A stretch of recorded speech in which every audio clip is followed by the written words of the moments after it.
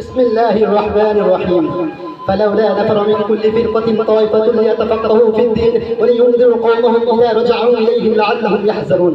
وقال النبي صلى الله عليه وسلم إذا تركتم الجهاد فسلط الله عليكم ذلا إلى آخر الحديث. মাদ্রাসা ফজর ডিসেম্বর মহান বিজয় দিবস উপলক্ষে আজকের এই মহতি জলসার সম্মানিত সভাপতি বিজ্ঞ বিচারক মণ্ডলী ও সুদর্শন পরিচালক এবং আমার পাশের সম্মানে আসনে আসীন মোহতারাম আসদাজায়ে কেরাম, আপনাদের সকলকে জানাই আমার পক্ষ থেকে আন্তরিক মোবারকবাদ। সম্মানিত সাথী বন্ধুগণ, আমার বিষয়বস্তু ঐচ্ছিক টাকায় আমি আমার বিষয়বস্তু নির্ধারণ নিয়েছি দেশে দেশে মুসলিম নির্যাতনের কারণ উত্তরণের উপায়। সংগ্রামী সাথী বন্ধুগণ, আমার বর্তমান সময়ে আমরা এমন এক সময় অতিক্রম করছি যেখানে বিশ্বের মানচিত্র থেকে মুসলমানকে তুলে দেওয়ার প্রলোভন চলছে। পৃথিবীর ইতিহাসে লিপিবদ্ধ আছে জুলুমের বহু ইতিহাস আর নির্যাতনের বহু দাস্তান। এই আকাশ প্রত্যক্ষ করেছে নমরুদের উন্মত্ততা, দেখছে ফেরাউনের ভয়াবহতা। এমন ভাবে পৃথিবীর ইতিহাসে কলঙ্কিত করেছেন অজস্র নির্যাতনের কাহিনী। সংগ্রামী সাথী আপনারা লক্ষ্য করুন, Iraq, Afghan, Arakan, Bosnia, Chechnya, Gujarat, ফিলিস্তিন, কাশ্মীর এবং বিশ্বের যে রূপান্তরে আজ মুসলমান কেবল সবাই নির্যাতিত ইসরায়েলের রাইবের আজ রক্তরঞ্জিত ফিলিস্তিনের পবিত্র ভূমি। আর কানের যুগে মুসলমানের রক্তের শেষে অপরাধ প্রকাশ করেছে। আর কানের কান্না আজ হুমড়ে পড়ছে পাহাড়ে বন্দর থেকে বন্দরে রক্তের সাগরে বসছে আজ গুজরাট। সেখানকার মুসলমানের আত্মহত্যা আজ আকাশ প্রকম্পিত, রক্তের সুরে পড়ছে কাশ্মীরের চিরাঞ্জলিতে, ইরাক ও আফগান আজ মৃত্যুবীর। সংগ্রামী সাথী বন্ধুগণ, আজকে যদি আমরা গুজরাটের মুসলিম জীবনের চিন্তা করে নিই তাহলে সেই সম্পদ সৃষ্টি হয়ে যাবে।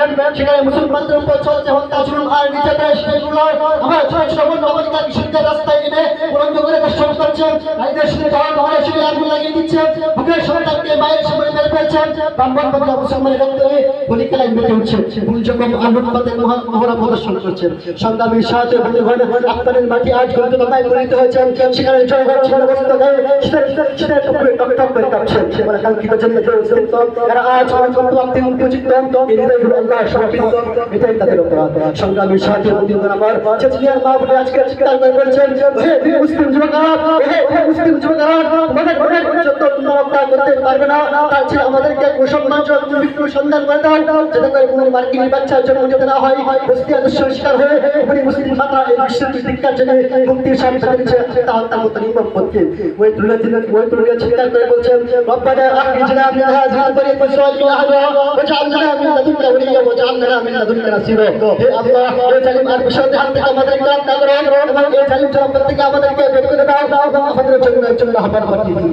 সংগ্রামী সাথী বন্ধুগণ, আমার কোথায় আজকে মানবতার অবচিন্তা আমার দেশে একটি আন্দোলনের সারা বিশ্বে দুর্বার সৃষ্টি করা হয়, হচ্ছে লাখ লাখ মুসলমানকে শহীদ করা হচ্ছে, হাজার হাজার মুসলমানকে জীবন্ত মৃত্যুদণ্ড করা হচ্ছে, অসহায় দরিদ্রদের ইজ্জত বর্জন করা হচ্ছে, বুকের সন্তানকে মায়ের সামনে মেরে ফেলছে, তাদের চিৎকারে আজ আকাশ বাতাস প্রকম্পিত হচ্ছে।